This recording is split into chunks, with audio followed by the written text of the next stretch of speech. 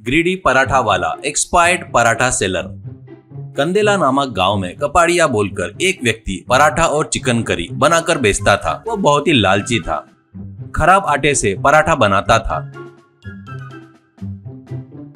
वैसे ही 1 kilo chicken लाकर उसमें ज्यादा पानी डालकर उसमें नमक मिर्च डालकर वैसे ही लोगों को बेचता था। उस गांव में उसका अकेला होटल रहने की वजह से लोगों के पास दूसरा कोई पर्याय नहीं रहने से उसके पास ही पराठा खाते थे।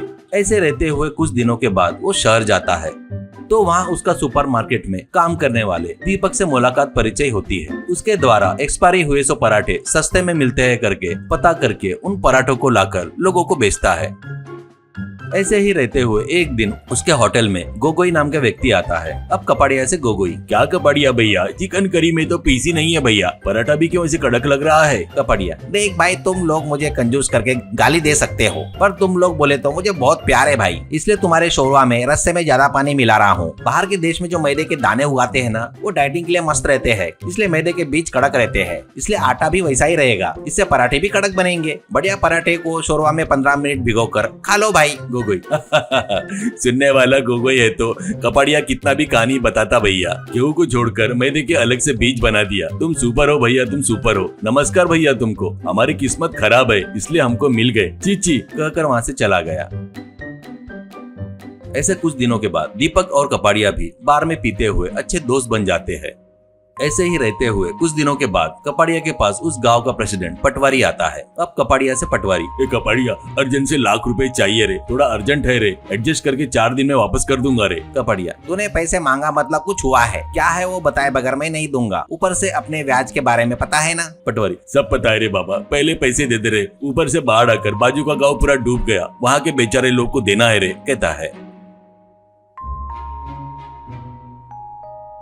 इससे कपाड़िया अंदर जाकर पैसे लाकर पटवारी को देता है। वो लेकर प्रेसिडेंट वहाँ से चला जाता है।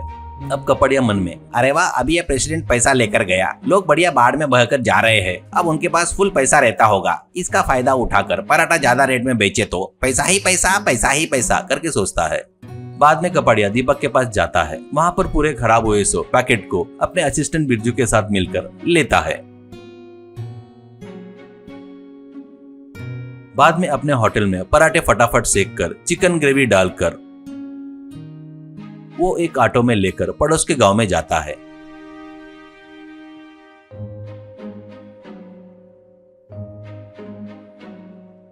वहां पर लोग पानी में तैरते हुए किनारे पर आ रहे थे।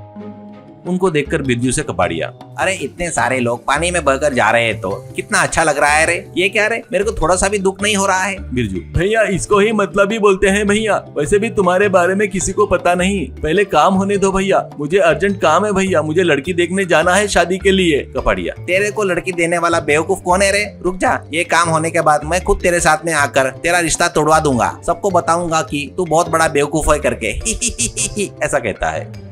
उसके बाद किनारे पर खड़े होकर लोगों से कपाड़िया, अरे आओ भाई, आओ आओ आओ, तुम्हारे लिए ही स्पेशल पराठा लाया हूँ, स्पेशल चिकन करी भी लाया हूँ, आइए आइए और एंजॉय कीजिए, एक प्लेट सिर्फ 200 रुपए में। ऐसा कहता है। रेट ज्यादा हुआ तो भी बेचारे बच्चे पराठे के लिए जिद करने लगे।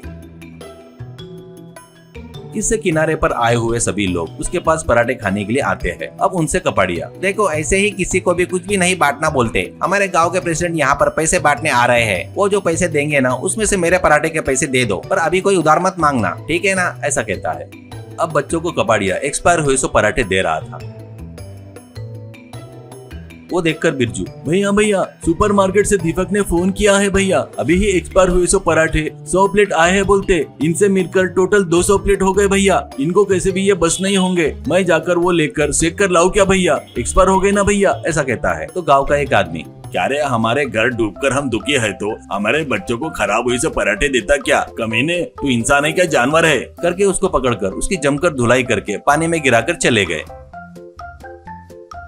अब पानी में गिरे हुए कपाड़िया से बिरजू, भैया मस्त लग रहे हो भैया पानी में, नहीं तो मेरी शादी तुड़वाते क्या भैया, शादी बोले तो 30 साल की उम्र क्रॉस होने वाला हर एक बंदे का इमोशन है भैया, इच्छा भी रहती है भैया, तू मेरी शादी तुड़वाने वाला था ना भैया, ऐसा बोला था ना तूने, इसलिए मैंने ऐसा काम किया, बढ़िया है ना भैया, संभल कर रहना भैया, गुस्से में पानी से बाहर मत आना, नहीं तो ये लोग फिर से जमकर धुलाई करेंगे, वहीं पे रह जाओ पानी में, कहकर चला गया।